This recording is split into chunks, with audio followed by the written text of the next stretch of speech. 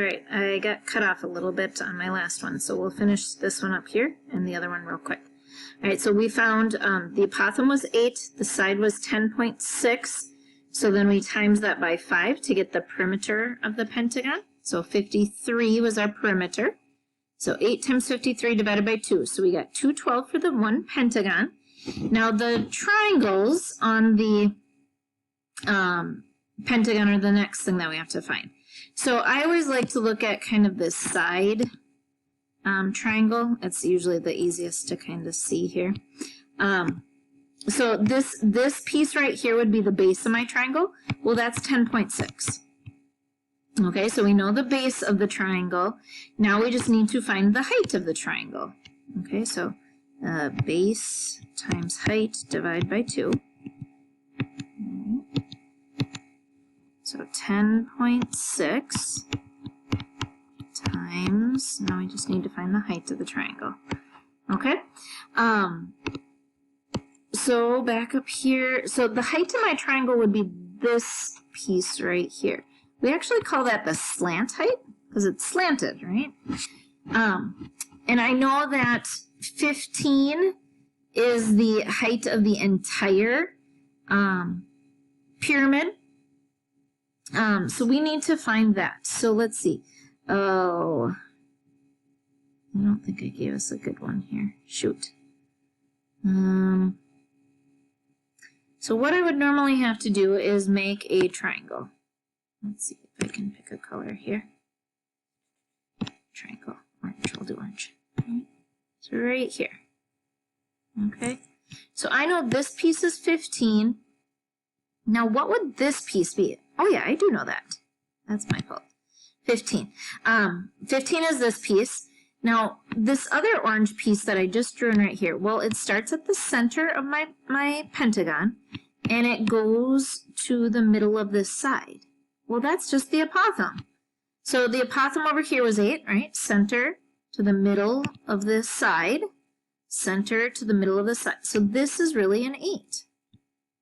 Right? So now in this orange triangle, to find the height of my triangle, I can use my Pythagorean triples. So 8, 15, this slanted piece here would be a 17. Okay, so 17 will be the height of my triangles. So 10.6 would be the base, 17 would be the height, and so finding the area of my triangle, so I'm going to go 10.6 on my calculator times 17, divide by 2, so 90.1 is each triangle. Now that's just one triangle, okay? We need 5 of them, so times 5, okay? So all of the triangles then is going to make 450.5. All right, so 450.5 is my triangles, 212 is the pentagon, so 212 plus 450.5. So my answer, my final answer would be 662.5. And that would be inches squared. It's an area, so square inches. Okay, so in a pyramid, you've got one base. So in this case, it was a pentagon, and then we had 5 triangles. So on this example over here, this one, the base is a hexagon. So we have one hexagon. So hexagon. And again, just try to draw it if you can, or just the word is fine. Apothem, perimeter, divide by 2. That's my formula. Then we have triangles, right? So because it's a hexagon, we will have 6 triangles. So triangles times 6. So base times height, divide by 2, and then times 6, because there are 6 of them. All right, so I'll move this stuff over so we have some room to work. So what do I know here? So I know the height of my triangle is 24, so I can go ahead and I can write that in. So 24 would go right here. 24. Now that's not going to help me at all. I know the radius of my triangle is 18. So that would go right there. Okay. So really, I don't have anything that I need. I don't have the apothem, I don't have the side of the hexagon, I don't have the base of the triangle, I don't have the height of the triangle. I have the height of the whole prism or pyramid, but I don't have the height of the triangle. All right, so what I'm going to do here is I'm going to quick draw a little bit bigger hexagon so I can write in it. Yeah.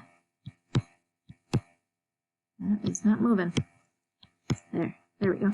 Okay, so a bigger hexagon, or actually I could just use this. There we go. Okay, so I knew the radius up there was an 18. 18 was the radius. All right, so if 18 is the radius, then this would also be 18 radius, and then the central angle would be 60. Well, I need to know the apothem. So when I go ahead and draw in the apothem, right, that's what I want to find. Then my 60 gets split, and that's a 30. And then I have a 30, 60, 90 triangle. Okay?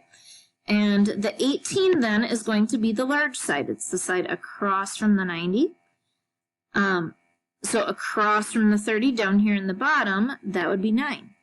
The small is half of the large. So if the large is 18, 9 is right there. So this piece would be 9. And then the entire side of that hexagon then is also going to be 18. So the radius was 18 and the side was 18. So now I can go ahead and I can find the perimeter of my hexagon. So 18 times 6. All right, so 18 times 6. So the perimeter of my hexagon is 108. So I can go back up here. Okay. Now I still need the apothem. So if 9 is this side across from the 30, across from the 60 would be the apothem. So if 9 is the small, 9 square root 3 is the apothem. And now I can type that in and I can find the area of my hexagon. Again, on the homework, it's going to say do this to a decimal. So we're going to have to type in all of this on my calculator.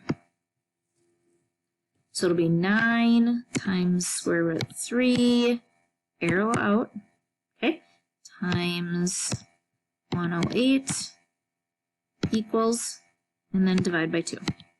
So the area of our hexagon will be 841.8. So 841.8. So that's my hexagon. And again, that's not new. That's what we were doing in our last lesson. We were finding the area of polygons, of hexagons. Okay. Now the triangle. So let's go back up to our big picture here. We knew the radius was 18. We also figured out that the side was 18. So all of these were 18. Right, these are 18. So 18 is going to be the base of this triangle. So 18 will be the base of my triangle. Now, what's the height of that triangle? Well, the height of that triangle is going to be this slanted piece, right?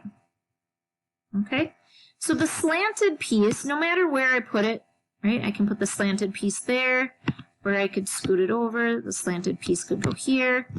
And if I put it there, then if I take a look at this red, I've got an 18 and a 24. So looking up the Pythagorean triple, that goes with 18 and 24. 18, 24, oh, I can't remember what it is. So I'm just doing the Pythagorean theorem quickly here. You can look up your Pythagorean triples. It should be a 30. So this would be 30, slanted one. So then putting it back, 30 is that slanted piece. That's going to be the height of my triangle. So 18 was the base. 30 will be the height. Okay, and then divide by 2. So 18 times 30 divided by 2. So each triangle is going to be 270. And we have 6 triangles. So do not forget, that's where a lot of kids make mistakes. So 270 times 6, so 1620. So 1620 for the triangles, 841.8 for the hexagon, and now we just add those guys up. So 1620 plus 841.8. And so my final surface area answer in this one is 2,461.8. And that would be centimeters squared. Okay, so you have 5 homework problems. Okay, some of them are very basic. Some of them you have to find some of the missing pieces. And again, please make sure that you do your work on a separate sheet of paper and email it to me. Okay, each problem is worth 3 points. So if you make one tiny little mistake, you're going to get 0 out of 3. Email me your work and I'll give you partial credit. Okay? All right. Have a great day. Bye.